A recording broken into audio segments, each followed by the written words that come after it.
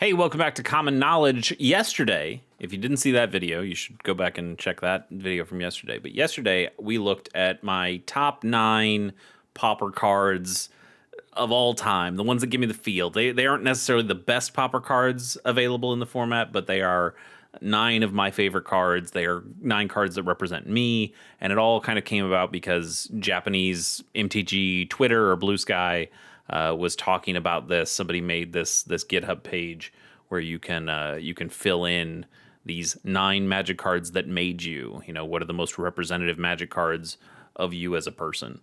And so we did the Pauper one yesterday. This time, not a Pauper video. I guess there's one. I think there's one card at common here. Maybe I'll have to check. I actually don't remember if it's common or not. But we've got these are just my 9 favorite Magic cards, I guess, cards that mean a whole lot to me, and so I thought we would do this because it just seemed so much fun.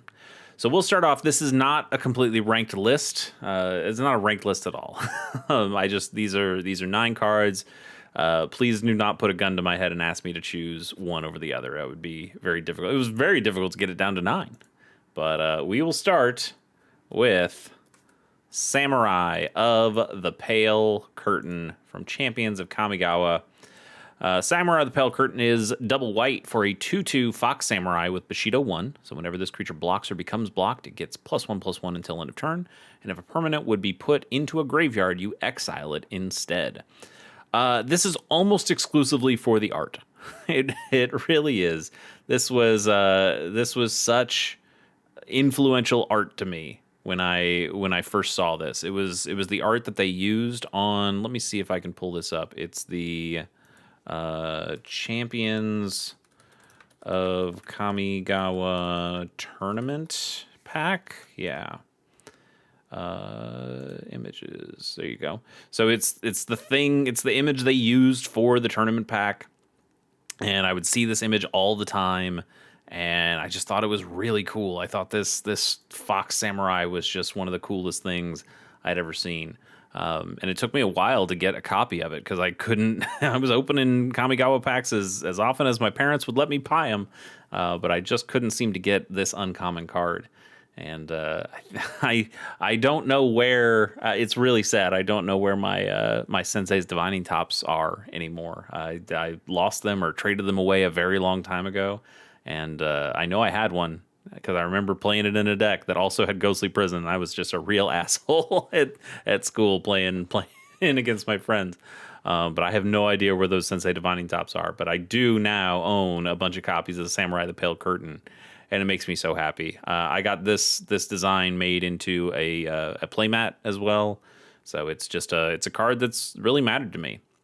The card itself is fine. It's a grizzly bear with a little extra gravy on it. I like Bushido. I know a lot of people think it's really underpowered, but I think it's an interesting form of flanking in a way that also discourages opponents from blocking, gives you an opportunity to maybe load this thing up with auras or something, auras or equipment, and make it even scarier. And now your opponent feels like they want to block it, but they know it's going to get even worse if they try to block it. Also ends up being a pretty good blocker itself, knowing that you're going to get that +1/+1 when it does block. And then it's got this kind of Leyline effect, Leyline of the Abyss effect, just for permanence, which is also pretty interesting. I bet you could do some cool things with that in maybe Commander or something, where you're exiling permanents, but you get to play a bunch of spells, and then you're a bunch of instants and sorceries, and then are able to maybe get those out of the yard some way. But yeah, it kind of doesn't really matter how the card plays because it really just is the art. It's the name of the card. Samurai the Pale Curtain just sounds rad. It just sounds so cool. This card is almost 100% about aesthetics for me, but it's just one of my favorites. All right, on to number 2, and you're speaking about favorite cards that are mostly about aesthetics. It's Ghost Council of Orzhova, which originally from Guild Pact. I talked about this yesterday, but I'm an Orzhov guy. I knew it. I knew it as soon as Guild Pact came out when I was playing original Ravnica and saw those first handful of guilds come out. And I go, these are kind of cool. I like some of these, but then Guild Pact came out, and you got to learn more about the Church of Orzhov, and seeing all the drain effects and the steel stuff and the ways of removing permanents, and I just fell in love with this style of play, this kind of really control-y, drainy atmosphere, the aristocrat stuff that you can do with it. I just found like this is the way I like playing Magic, and it's great. It's really good. Now this card itself, probably not all that great. Let's talk about it. It is double white and double black. That is 4 very specific pips you need to be able to cast this card. But you get a 4/4 legendary creature Spirit, and when Ghost Council of Orzhova enters, target opponent loses 1 life and you gain 1 life. So you get that drain effect. And then you can pay 1 to sacrifice a creature, and you exile Ghost Council of Orzhova, and you return it to the battlefield under its owner's control at the beginning of the next end step. So it does drain, it does aristocrat stuff, and what I also really like about this is that it's kind of got a built-in form of protection as well. Like, yes, it's a repeatable thing that you can use for the drains, but if somebody tries to, I almost said Terror this or Doomblade this, neither of those cards would work on this card, but if somebody does try to remove this card in some way, you can blink it.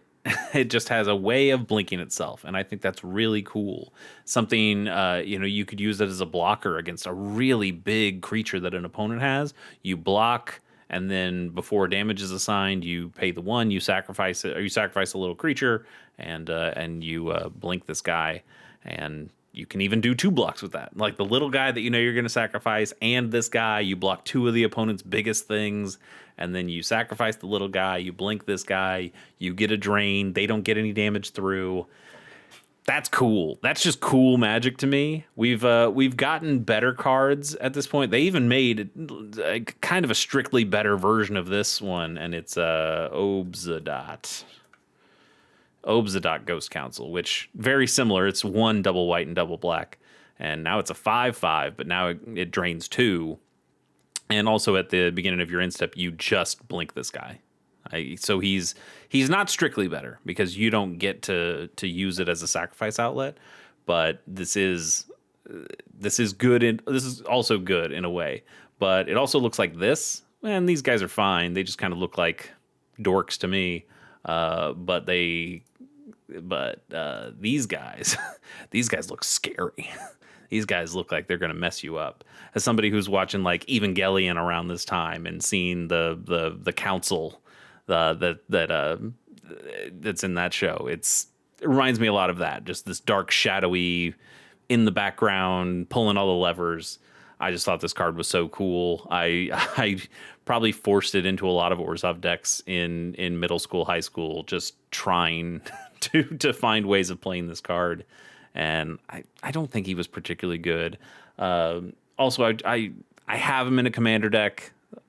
It's not a good card in the commander deck. It's not even a really good card as a commander. But I still love it. I still love it, and I still play it because of the art, because of the Orzhov stuff, because of the sacrifice and the drain. I'm just a sucker for it. It's a really cool card that meant a whole lot to me as a kid. Speaking of cards that meant a whole lot to me as a kid, it's Blizzard Spectre from Cold Snap. Cold Snap, not a very beloved Magic set, and I get why. When I was buying Cold Snap again in middle school, you open these cards and you go, whoa, these aren't nearly as powerful as some of the other cards I was playing with. Cumulative upkeep, ugh, gross. What's this?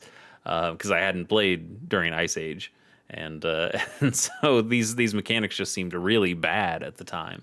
But this guy always seemed good. I was a huge fan of Abyssal Spectre, because I did have some 7th edition versions of that and then 8th edition versions of that as well. And I thought that card was really cool. I didn't even know Hypnotic Spectre was a thing, so I didn't even know that was a play off of Hypnotic Spectre when I was playing Abyssal Spectre. But I just really liked, here's this 2/3 guy who can swing in and force the opponent to discard cards. And then Blizzard Spectre came in, and we'll read it here. It's 2 in Dimir, blue and a black, for a 2/3 snow creature Spectre, and it flies. And whenever this creature deals combat damage to a player, you choose one. That player returns a permanent they control to its owner's hand, or that player discards a card. So it is just kind of an Abyssal Spectre, 2/3 flying specter, costs 4 mana. That's just what Abyssal Spectre is. But because it also has the blue in there, it has this bounce ability. In fact, I used my birthday trivia on Mark Rosewater's blog at one point, and I asked him, do you have any stories about Blizzard Spectre? And he said it was kind of trying to do the card Recoil from Invasion and trying to put that into a creature.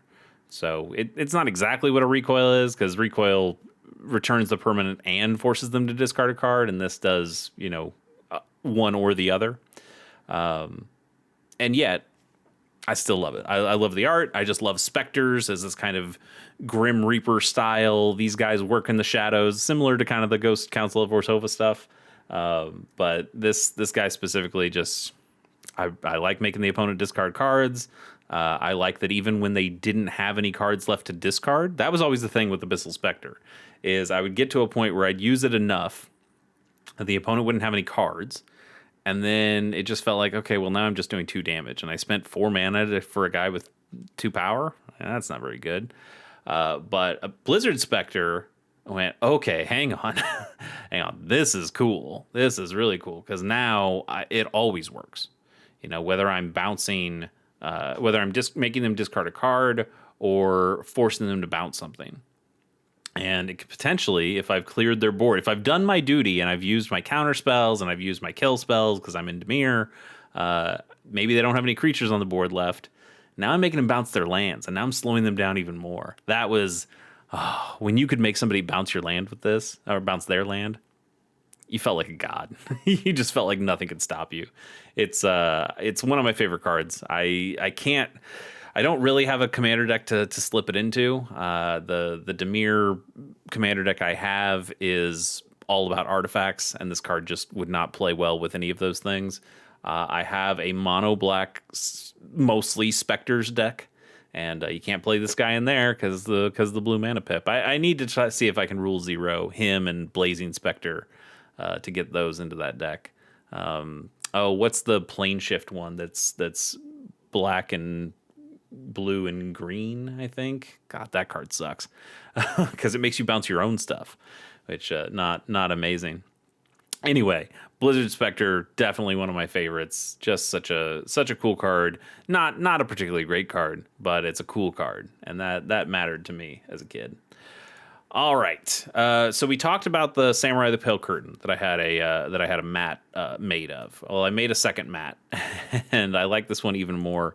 It's Myojin of Night's Reach from Champions of Kamigawa as well. This was a hugely influential set for me. I understand that most of the creatures are bad, that most of the cards, honestly, are bad in Champions of Kamigawa and the whole Kamigawa block, but I don't care. I don't care. I love them anyway.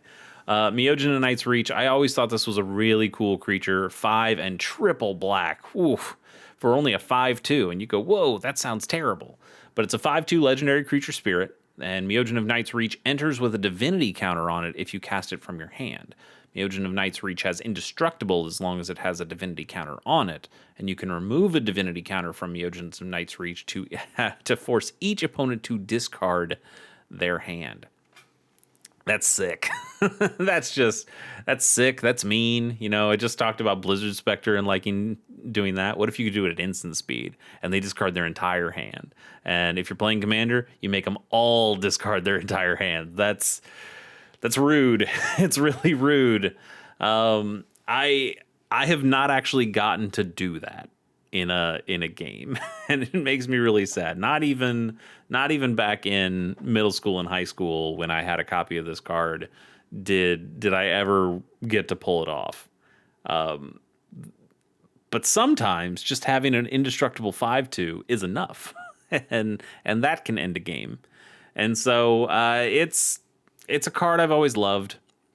And also, this is I guess not the most amazing thing to admit, but hey, we're all friends here.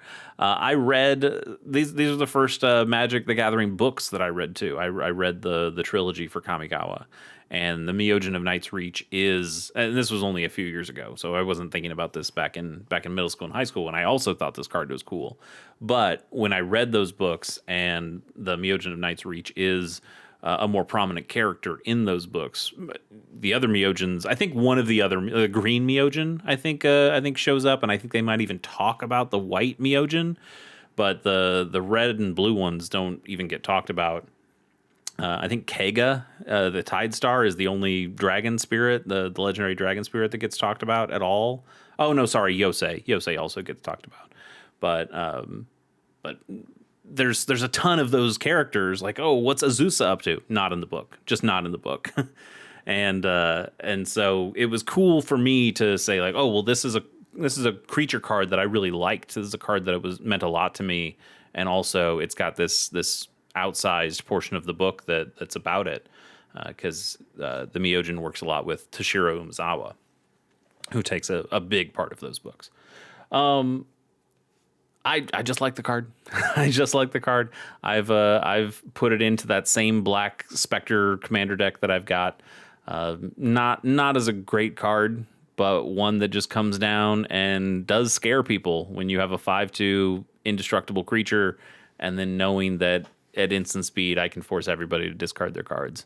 That's a cool thing. And also, it's in Foundations. I totally forgot that they put this into Foundations. So now, instead of spending $5 for a not incredible card, you only have to spend a quarter. That's great. You should spend a quarter and get Myojin of Night's Reach. What a great card. This is my absolute preferred playmat now that I play on. I've got the Samurai the Pale Curtain, and I like that, but Myojin of Night's Reach, that's my card right there. Okay, let's keep going. Speaking of Commander, this is my favorite Commander of all time, and maybe I'm just a terrible person, which is very possible. But I am a huge fan of Elish Norn, Mother of Machines. I like Elish Norn in general. Grand Cenobite, I think, actually has the better art, and I don't. It's not the better ability though. That gives +2/+2 to all your creatures and -2/-2 to all your opponent's creatures, which is a house for sure. But I really like Mother of Machines. I like doing blinky, bouncy stuff, and being able to get double your ETB triggers on all those things is really cool. Having that Panharmonicon effect in the command zone is really neat. And I like a lot less. Well, let's say what the card does. But it's 4 and a white for a 4/7 legendary creature, Phyrexian Praetor. And it's got Vigilance. And if a permanent entering causes a triggered ability of a permanent you control to trigger, that ability triggers an additional time. Panharmonicon. But Panharmonicon only works for creatures and artifacts. This works for any permanent, which is really cool. Really cool when you can do some cool stuff with lands, and you can do some cool stuff with enchantments, and it's great. It's great. But also, permanents entering don't cause abilities of permanents your opponents control to trigger. So I like this less. In fact, I've even played with house rules before where I go, hey, all I want to do is double my own triggers. I'm not here to turn off your triggers.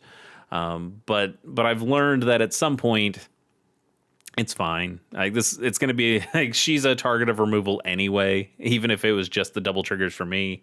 So might as well turn off their triggers and force the issue. And most people are okay with it because they have ways of killing this creature, or they also have their own busted stuff they're doing. So it's fine. It's fine. Don't worry about it. I just like her. I wasn't really getting into Magic until kind of after this saga ended. So Elish Norn was not somebody that I saw in a bunch of marketing materials or heard people talk about or anything like that. It was after the fact of me coming back and going, whoa, look at these Phyrexians. I remember Phyrexians. I remember Phyrexians from like Invasion Block and things like that. But now seeing this new design for Phyrexians and where they went with it, I thought pretty cool. And I know a lot of people ended up getting really tired of the Phyrexians as this big Avengers level threat. But for me, who just came back to it and went, oh, hey, those guys look cool. I got to just enjoy the best parts of it without having to be exhausted by them. So Elish Norn, my not my first commander deck, but it is my favorite commander deck now to play. Is my mono white Elish Norn that does lots of cool things. She's a real keeper in that deck. All right, let's go for an old school weird one here, but I would like to talk about borrowing 100,000 arrows. So the reason I like this card is for a couple reasons. One, I am a huge fan of Three Kingdoms, Romance of the Three Kingdoms. I read the book. I played Dynasty Warriors and was a huge fan. I like a lot of these characters and just remember playing with them in video games and thinking about them from reading the books. And I just like them. I just really do like them. And now, going back, I didn't realize that they made Magic the Gathering cards of them a long time ago. But when I did realize that, I went, whoa, oh, you mean I can play with Magic cards that have all these characters and moments that I really like in them. And now it's become very few of those cards are really that good in modern play. I don't mean like actual modern because none of them are legal in modern. But I mean in contemporary Magic the Gathering, very few of these cards are really all that playable.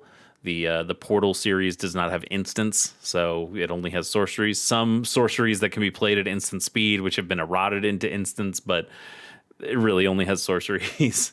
And most of the creatures are really overcosted, and the horsemanship is cool but weird, and mostly you just don't think about these cards. And they weren't, even though they were released in English, they weren't released in America. So that's why all these card prices are ridiculous. That's why this card that costs you 41 cents for a list printing or 37 cents for a commander printing costs you $30 if you want the original Portal 3 Kingdoms version, because that just didn't get printed here. Now, why this Commander Anthology one costs $4.50? No idea. But this is not a particularly expensive card unless you try to go get the original, and that's the case with most Portal 3 Kingdoms cards. I have a handful. I've got a couple basic lands. I've got a couple of the commons that I use in a Pauper deck. I've got a Lu Xun deck, or Lu Xun, maybe you've seen, but it's pronounced Lu Xun. And I've got him as a commander. I've got the Cao Cao card as a commander. So if you've seen Lu Xun, I ended up buying a damaged copy, so it didn't cost me $25, but it still cost me a little bit to get this Portal 3 Kingdoms version. But this guy's pretty cool. Anyway, the reason that this is the card that made the list and not any of those other cards is I think this is one of the better stories from Portal, or from Romance of the Three Kingdoms. So when I get to play this card, let's talk about what the card does first. It's 2 and a blue for a sorcery. Draw a card for each tapped creature target opponent controls. That's fine. It's fine. It's in Commander, you have to choose the opponent. You can't. It's not all of your opponents, which is really sad. This could draw you a bunch of cards, but yeah, they've eroded it for it says target opponent now instead of just your opponent. Sad. I wish you could draw a bunch of cards off of this. You still can, depending on who's playing, who you're playing with, and at the commander table. Maybe they got a bunch of little tokens that have swung in, and now you get to draw all the cards off that. But the thing I like even more is that I get to, when I play this card and somebody asks about it, or they go, "Whoa, a Portal 3 Kingdoms card, what was that about?" And I get to just tell the story that I really like this story. I like that Kong Ming, or Zhuge Liang, and Lu Su tricking the Wei troops into shooting all of their arrows into these boats, so they could later use them against Wei and Cao Cao in the Battle of Red Cliffs. It's great. I can talk about how, Zhuge Liang had gone to the Wu army and had offered his services, and they didn't really trust him, and so they gave him these impossible tasks of, okay, hey, we'll trust you, but only if you make 100,000 arrows for us, and if you can't get us 100,000 arrows, then you've lost your honor. And he's like, oh yeah, you can definitely kill me. Like, if I don't get you 100,000 arrows by tomorrow, you can totally just kill me and don't trust me at all. I get it. And they go, whoa, well, there's no way this guy, even if he had a whole army making arrows, there's no way they could make 100,000 arrows by tomorrow. There's just no way. And so he goes out that night, and it's a foggy night, builds these boats, makes these scarecrows out of straw that look like troops, and just floats all these boats out. And the way archers, they see them from their big boats, and they go, whoa, out in the fog, that looks like the enemy. So they all just shoot as many arrows as they possibly can. All the arrows get stuck into the straw men, and then you just pull all the boats back, and you go, hey, look at all these arrows I got. Just for free. They were just handing them out. Crazy, right? It's good story. It's a good story from Romance of the Three Kingdoms, and it gets told on this card. It's also one of the longest Magic card names out there. I think that's very fun. It's got a big number on it, which is cool. I'm just a huge fan, and I love getting to play this. I actually ended up buying a copy again, not for $30. I bought a much cheaper copy than that. I think it's actually probably gone up in price. Weirdly, I don't know why. Who's playing this card except me? But it's a fun one to bust out at the table and to have somebody go, what? and then you get to tell the story.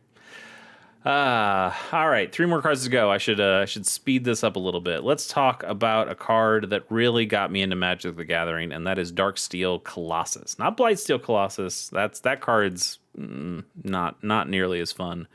But Darksteel Colossus from the original Mirrodin. This is the card that kind of got me into Magic. You know, there were other cards, and we'll talk about one here in a second, but this card had the art as well. Like this was on the front cover of the Mirrodin book, which I have not read the Mirrodin books, but I do at least remember seeing this card art shown everywhere as like a big marketing material piece. And I thought the art was rad. This kind of, you know, he's not really a silhouette, but he feels like a silhouette on this light yellow background, and he just has this big stoic look to him. He's just a giant dude. And then you get the card and you go, this thing costs 11 mana. It's got to be the coolest thing in the world, and it kind of is. It's an 11/11. What are you going to do? Not only that, it's indestructible. What are you going to do about that? Not only that, it has trample, so it's going to kill and trample over anything that your opponents are doing. And you know what? Even if they do find a way to kill this guy, or put him into your graveyard, like make you discard him, like do what if they find a way to put this guy in your graveyard and they think they're safe? Nah, because if Darksteel Colossus will be put into a graveyard from anywhere, you reveal it and you shuffle it into its owner's library instead. It's mill protection. If somebody's trying to mill you out, you go, no, you're not. I got this guy. What are you going to do about that?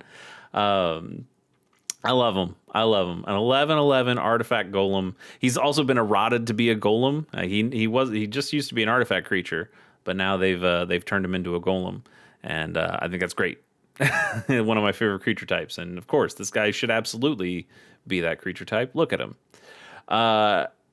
It's awesome. And in Foundations too. They keep putting all my favorite old cards into Foundations, which I love. So now you can get a relatively cheap copy at $1, $1.25, instead of having to pay $5 for this.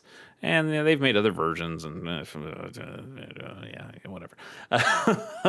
But this card, I had this exact card as a kid, and you can play it in any deck, right? It's colorless, so you can just put it in anything. And I'm sure it rotted in my hand for many a match, but that just meant I got to look at it more. I got to see it in my hand and go, yeah, man, I can't wait to play you. You're going to be so good. And he'd end games. He would end games when he came down. He doesn't have Infect, so he doesn't suck like Blightsteel Colossus does. He doesn't have a bad name like Blightsteel Colossus does. But Darksteel Colossus, that's my guy. That's my guy right there. And really, it was like this card going, if this is what Magic cards can do, I think I'm going to like this game. And I've been playing quite a bit. Took that little break, but I came back. Okay. We're gonna have to talk about another Kamigawa card. It mattered to me.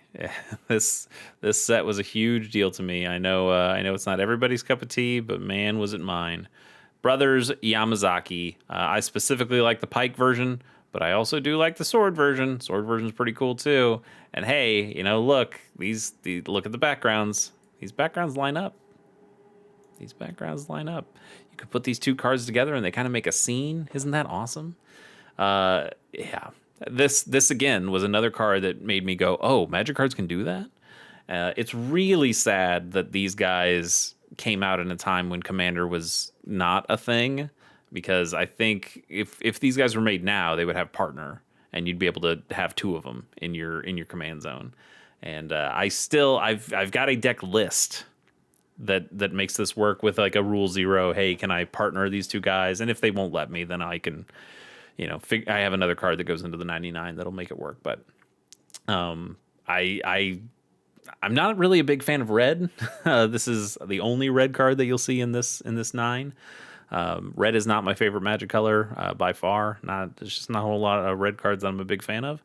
But I like these cards, and trying to build a commander deck that is just mono red with these guys, and the deck is all about trying to make copies of this guy. And in red, you get a bunch of temporary copy stuff, and so you got to do a couple things, because let's read the card first, and then we'll talk more about the reasons why I try to build with it. So Brothers Yamazaki, 2 and a red for a 2/1 legendary creature human samurai with Bushido 1. We've talked about Bushido already. If there are exactly 2 permanents named Brothers Yamazaki on the battlefield, the legend rule does not apply to them, and each other creature named Brothers Yamazaki gets +2/+2 and has haste. Okay. So the cool thing you could do is, you play 4 copies of this card, and now when you put the 2 out there, each of them buff the other one, and now they swing in, and now they're what are they, 4/3s with haste and Bushido 1, so they 5/4s in some way, and 2 5/4s with haste coming at your face seems all right, especially if the second one only costs you 3 mana. Pretty good, pretty good. But again, back to the commander deck idea. The idea is that you would, one, find a way to just stop the legend rule entirely, which there are a couple ways: mirror box, mirror gallery, things like that. So you find a way to turn off the the legend rule, and then you find as many ways of making a bunch of temporary copies as possible. So heat shimmer, I think, is one of them, but a lot of effects like that. There's plenty of those in red. And then you use the Sundial of the Infinite. Is that what it's called? Sundial. Yeah, Sundial of the Infinite, which taps to end the turn. Now, you can only activate it on your turn. So the idea is that before, or like once the triggers to exile or sacrifice all those little copies that you have happens, you use this, and you just end the turn, and it takes all that stuff off the stack. And so then you get to keep all of your Brothers Yamazakis. And if you have enough of them, now you're just getting, each of them is continuing. It says if you only have 2, the legend rule doesn't apply. But even if you have more than 2, now each copy gets +2/+2 and has haste. And each one of those is giving every other one that. Oh, I'm sorry. Wait a minute. When I read that card wrong before. These guys would not be 4/3s with haste and Bushido 1, because they're each giving them that. Oh, sorry. No. I am right. I was right the first time, because it says each other. But now if you have even more than 2 copies, and the legend rule doesn't apply, or you find a way to make copies that aren't legendary, which is also possible with like the helm of whatever it's called. But you have ways of making non-legendary copies, but they will still give every other copy of Brothers Yamazaki the +2/+2 and the haste. And the haste doesn't stack, but the +2/+2s certainly do. I think that's a stupid deck that I would like to build someday. The problem is that some of those cards are pretty expensive to make it work. You're putting a lot of expensive cards into this incredibly janky deck, and it's a fun meme, but is it anything more than that? Probably not. I've also thought about they made the Mother's Yamazaki. Let's look at that one for a mystery event, and or it's in Mystery Booster 2. And this is fun, and this is kind of the way they should be, right? It partners with itself, so you can play two of them, and then it does the same kind of thing, but even better. So I like that idea. They've kind of tried to make that work. I've also considered finding an Is It shell for it, where I can now do copies that stay on the board, clone effects and things like that would stay on the board, and that could be really cool. Or maybe you just do a Jeskai build and you throw all these things in there. You just got to find the right commander for it. Maybe the one that gives offspring. That could be cool. You turn off the legend rule and then you give all your things offspring. Interesting idea. Anyway, just a huge fan of Brothers Yamazaki. I ended up buying a bunch of copies of both of these guys, of the sword one and the pike one, so that if I did ever make that deck and you clone them or make the tokens of them, you just use other cards of them as the tokens. And they did make these Foundation Jumpstart ones that look okay. I think these are okay too. I did get a couple copies of these because they are one of my favorite cards. But you gotta love the originals. They also briefly show up in the books, in the Kamigawa books. They aren't named, but when they talk about them in the books, you go, oh, it's those guys. It's the brothers. That's cool. All right, let's finish this off, shall we? I know we've been spending too much time anyway. This is a card I've talked about, or I've talked around quite a bit, but let's talk about it. Crawworm, specifically 5th edition Crawworm. That's my Crawworm right there. Where is it? 3rd, 4th. Oh, we're almost there. Almost there. Come on back. 4th, 5th. There we go. That's my Crawworm right here. 5th edition Crawworm. Okay, we'll say what it does first because it's pretty quick. It's a 4 and double green for a 6/4 worm. That's it. It's a vanilla creature, but it was in that initial binder that I got from my friend when they went off to college, and it just, I was taken with it. This thing looked like it could eat worlds. Like nothing could stop it. It was 6/4, which compared to all the other little creatures that we were playing with at the time, it was massive. Like this thing just completely ran over anything. Now it didn't have trample, so it wasn't literally running over things, but it was just an absolute beast on the field, and people could do very little to stop it. It seemed. It's the card that got me into the worm creature type, and seeing the other worms out there. Scaled worm also was another one that I really liked as well. Scaled worm that was also in that binder, and I like scaled worm. Come on, pull it up. Well, while we wait for that, there we go.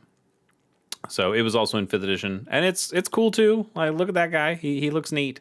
But he costs 8 for a 7/6, and I liked this art a little bit better. So I was playing with the 6 mana 6/4, and I just thought this was the coolest Magic card you could possibly make.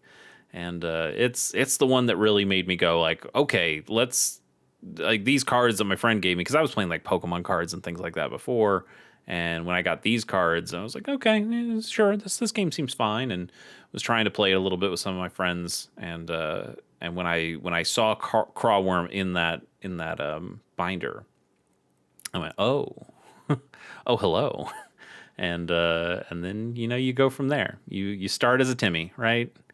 And eventually, we learn that this is not a very good card. It's 4 toughness is not actually that big of toughness when you're spending 6 whole mana for it. 6 mana for a vanilla creature is not very good. Vanilla creatures in general are not very good. You can find better cards that are not vanilla all over the place. So you should play those instead. And it's tough. It's tough coming to grips with that. I have a whole commander deck, a mono green commander deck that is all dedicated to worms. It's got Grathama as the commander. And even there, I went, I can't justify putting Crawworm in this deck. As much as I want to, they've made enough other really great worms over the years that I've got to play those instead. But it's the card that that probably really got me into Magic. You know, as much as a card like Darksteel Colossus is the one that kind of solidified that, I went, oh, okay, like Magic cards can do anything. That's cool. Or Brothers Yamazaki was like, whoa, Magic cards can do that. That's super cool. This is the initial one that made me go, this is a game I think I want to play, and for that, you got to give it its props. So that's my 9. What are your 9? Please let me know in the comments, and I will put this the link to this website in the comments as well if you want to play this as well and throw your cards in there. It gives you options to copy the link or save the image or share it out to social media. But these are the 9 cards that I think best represent me. It's really tough leaving a couple of cards off. There's some other ones I'd love to talk about, but I've talked plenty. Thanks for joining me on this one. We'll see you back for more Pauper content next time.